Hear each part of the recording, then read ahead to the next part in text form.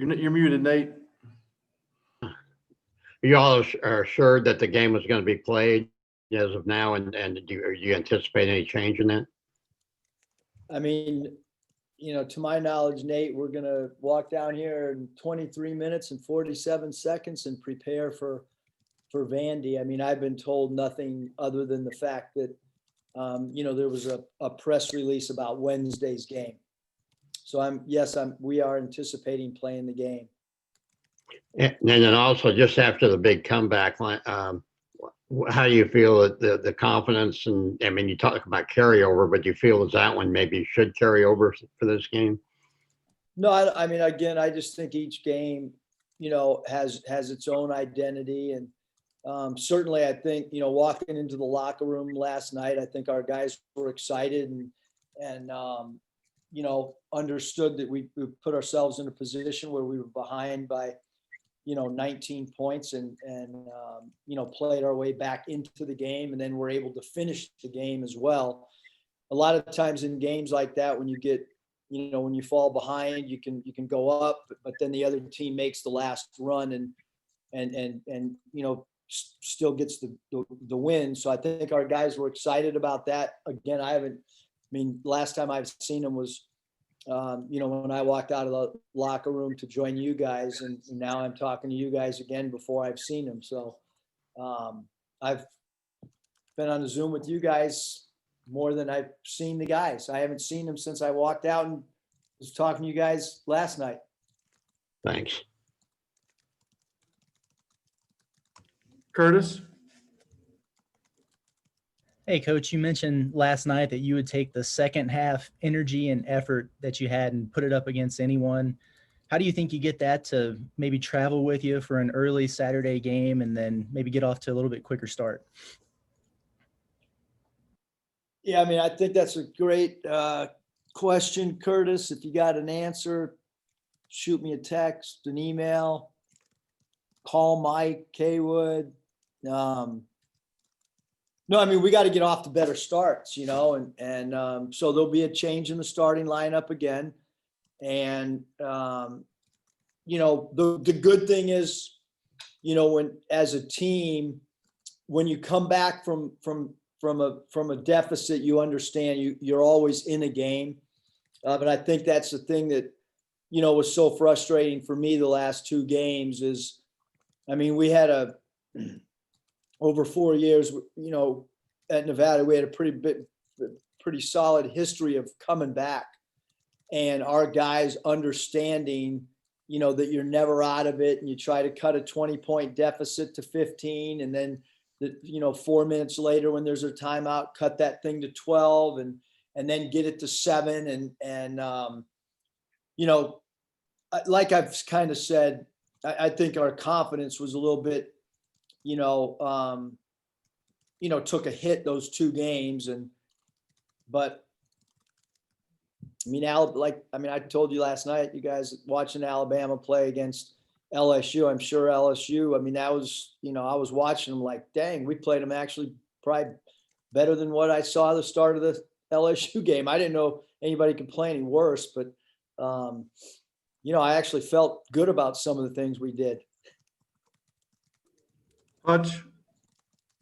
Yeah, Coach, I know Vanderbilt doesn't have the best record, but they have a guy in Scotty Pippen Jr. who's averaging over 20 points a game. What challenges does he present? Yeah, I think a little bit of what we saw last night with Cooper, just, a point guard that can score the ball. He's a high volume free throw attempt player, so you got to be disciplined, try to keep him off the foul line. He can make 3-point shots. He can also, take you off the bounce. He attacks the rim really good. He loves to pump fake. He is the pump fake artist. He loves to get you in the air, lean into you. It's important that we be disciplined with Pippen. It's important that we go vertical. And that's some of the stuff that once we hit practice today and all the way until tip off and all throughout the game, we'll continually talk about don't bite on Pippen's pump fakes. Don't let him lean into you. Don't let him jump into you. Don't let him flail his arms go straight up and be disciplined. And then I don't know if we asked you about this last year before y'all played Vanderbilt, but do you have any memories coaching against Scotty Pippen's dad? And what's it like now coaching against his son? Yeah, no, I mean, I don't really have anything coaching against him at all, other than, when my dad was an assistant with the Trailblazers, Scotty's dad was with the Blazers. And when my dad was in the Mayo Clinic, he called all the players before each of the playoff games. And I just, I remember the respect that my dad had, because he thought, Scottie Pippen was one of the greatest teammates, because he just did all the little things. So that's really my only, personal type connection.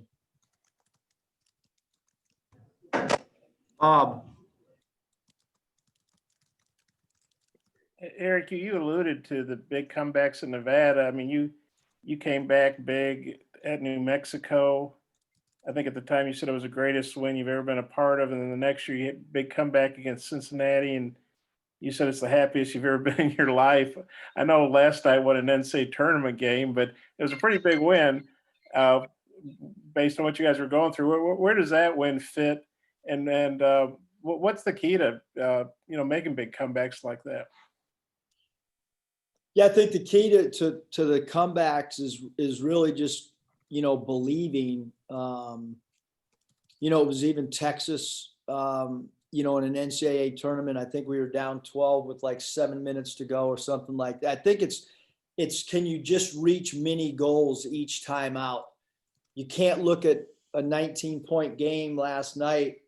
You can't look at that as a whole. You just got to say, all right, there's a 4-minute timeout coming, and how do we, set a tangible goal next time we meet that we're falling under this, umbrella of where we've got to be. And then I think it's important that you give your team something you can't keep doing the same things. If you're down 19 or you're down 28, you've got to change something, whether it's a defensive adjustment, whether it's an offensive adjustment, or whether it's a player matchup type thing that you make an adjustment. And sometimes it works and sometimes it doesn't. But I think the big thing is just continuing to compete and not look at the scoreboard, and think that you're, running out of time, because you can't think that way. And then where does that game last night rank with maybe those big comebacks you had at Nevada? It's just kind of different, because we had gone through the 2 games.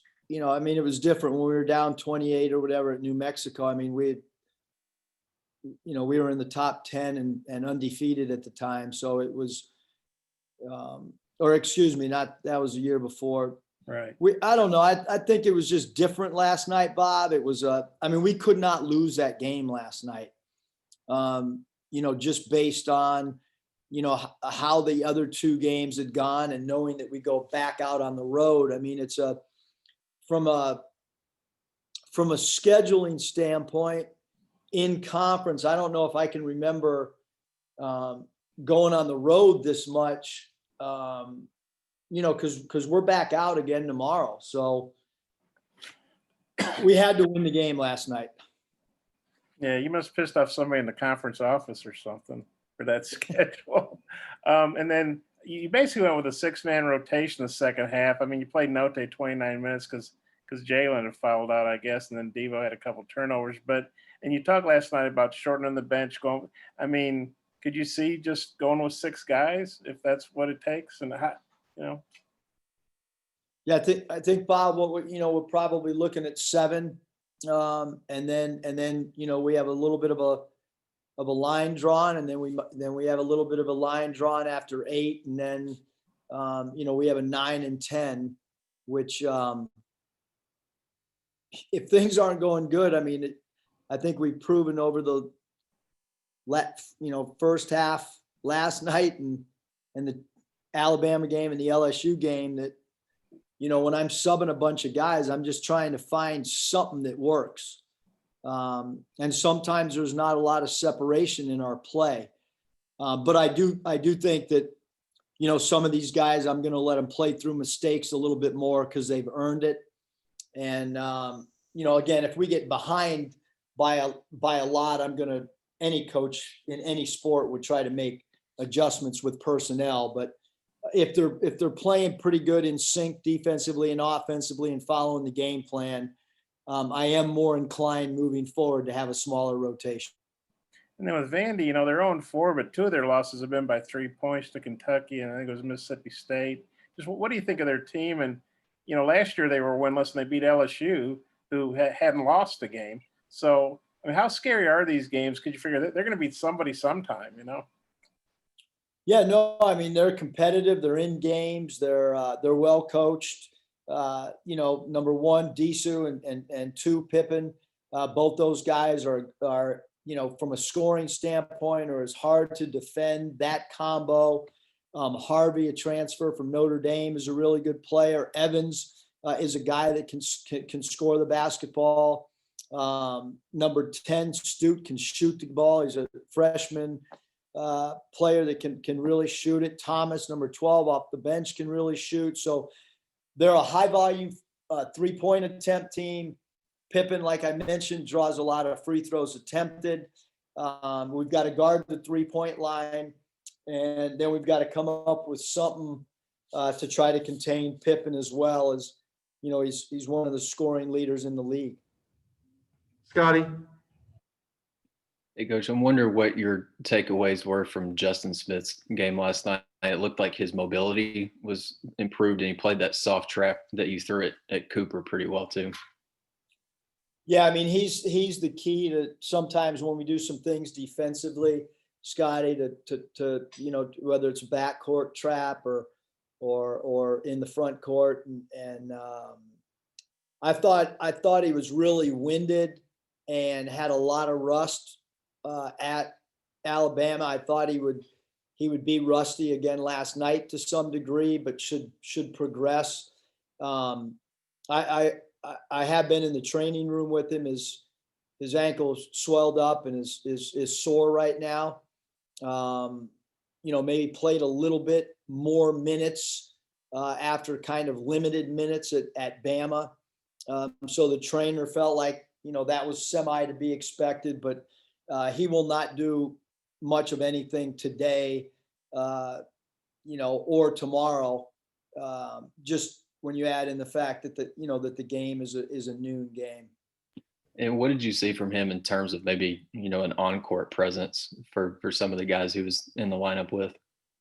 Yeah, I thought, Scotty, that, offensive rebounding, he was, really important for us. I thought that, the lob dunk that Tate threw to him was kind of a momentum type play for us. And it was the first game all year that I thought our crowd, I thought the crowd was awesome. We felt them in the building. We felt their energy, whether it was home or road. That was the first game that I felt like, hey, there's people here, and there was some pop in Bud Walton last night. And I thought that dunk by Justin kind of helped spearhead it. Still a little bit of rust offensively, but I certainly felt like his effort defensively and his effort on the offensive glass was something that we really needed. And whoever we put him on, for the most part, he kind of, we don't have to worry about double teaming or shading an extra defender, at him. He's pretty much, takes his assignment and does a really good job with his defensive assignment. Trey Biddy? Coach, just curious about Jerry Stackhouse. I think most questions have been asked, but if you got any interesting interactions with him as a player when you were a coach or anything? No, really, Trey, Stack was anybody that was in the NBA when he played knows what a great competitor he is. I did coach Jerry's, his half brother, Tony Dawson. Tony played for me in Rapid City. still the greatest scorer that I've ever coached that didn't put on an NBA uniform was Tony Dawson, who played at Florida State, and you know, like I mentioned, is Jerry's brother, and so that's, you know, other than the fact just playing against him, he wasn't fun to play against because of how tough he was and what a great competitor he was, and obviously he could really score the ball, and then having coached, you know, Tony, but that's really, you know, the only thing that I have, you know, with Stack. Trey Schapp. Coach, did you learn anything new about your team last night that you didn't know about before? I maybe I learned some guys that might not play as much, Trey. That you know, I mean, I like to be honest. So yeah, I think maybe I learned, you know, we're still searching for some things too. I thought offensively, our backdoor cuts were as good as we've had all year. I thought the ball moving in the second half from first side to second side to third side was the best that we've had. I thought our dribble penetration, attacking the rim was really good. So yeah, I mean, we learned some stuff, Trey. I think it's our job to try to learn something, you know, every day, especially when, you know, like you got to learn something in practice today, but I certainly think in a game there's, you know, like we're going to go down, show them some video clips of last night that we did well, some things that are areas of improvement. But yeah, I think those things in particular, Trey, we kind of felt like, you know, we're better in these areas and we can get even better in our open offense instead of just running half court sets, but giving them a little bit more freedom. I think we've struggled in that of late in our open offense where they're playing out of the flow. I thought we stunk at it in Alabama and we reeked of it in Baton Rouge. And I thought we got a lot better at playing without having to call half court set play. Two final questions. Nate, take the first one. Yeah, Eric, as far as Sills, do you like him still coming off the bench? And also Jaylen Williams, is he really progressing, maybe even ahead of schedule? Yeah, Jaylen's been awesome. I would say yes. Jaylen's been phenomenal. You know, he played an entire 20 minutes, which just does not happen in a second half of a really, really close game for a freshman big. I mean, for any big, whether it's a senior, even to play 20 straight minutes in a game that comes down to the wire. I did not want to take him off the floor last night. You know, Desi's come off the bench, done a great job. He started, done a great job. So you know, what we end up doing with that spot, you know, I think Desi's mature enough to kind of handle whatever role we throw at him. You know, again, I'm going to go down and talk to some guys individually and then talk to the team and try to come up with the starting lineup kind of as a group collectively once we have a conversation. Thank you. Bob, final question. Okay. I had a two-parter, if that's okay. But Eric, you know, you played Vandy last year in Nashville. Obviously, you played him at the pro arena there, the hockey arena. But that seems like about 10 years ago to me. How long ago does that game seem to you? About 10 years ago. Okay. You want to elaborate? No, it's just, you know, everything, seems like it's been a long time. I mean, when's the last time you've, you know, get on a plane or go to a restaurant and you don't have a mask on, or now it's going into an arena and coaching with the mask on. And the last night that we were in Nashville, that, you know, it was obviously surreal because we, you know, had won a game and then just found out the next morning we were done playing. So it seems like 10 years ago. You put it perfectly. Yeah. And then, you know, normally the bench is on the baseline there at Vandy. I'm not sure what they're doing with this year with probably limited seating, but have you ever coached in a situation like that? And if it is, you know, if the benches are on a baseline, if so, what do you think that'll be like? They're on the side now. They're on the side and baseline now. Okay. For social distancing. Are you glad about that, that you can be on the side? Yes, it's not fun on the baseline, I can tell you that. Okay, thanks, Eric. Thanks, Coach. Appreciate your time. Bob, the only time I did the baselines, AAU, coaching my son. The whole team was happy I was on the baseline. I thought it sucked. I'll see you guys.